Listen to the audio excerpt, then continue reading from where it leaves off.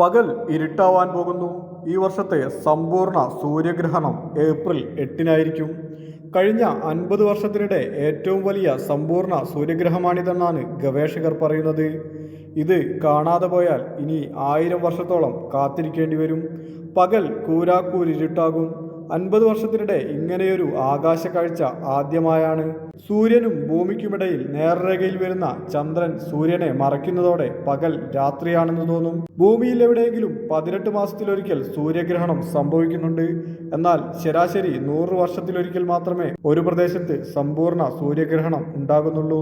ചന്ദ്രൻ സൂര്യനെ പൂർണ്ണമായും മറയ്ക്കുകയും കൊറോണ എന്നറിയപ്പെടുന്ന സൂര്യന്റെ ബാഹ്യവലയം മാത്രം ദൃശ്യമാകുകയും ചെയ്യുമ്പോഴാണ് സമ്പൂർണ്ണ സൂര്യഗ്രഹണം നടന്നുവെന്ന് പറയാൻ കഴിയുക.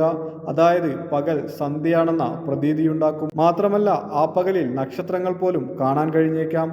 ഏപ്രിൽ 8 നടക്കാൻ പോകുന്ന സൂര്യഗ്രഹണം പ്രത്യേകതയുള്ളതാണ്.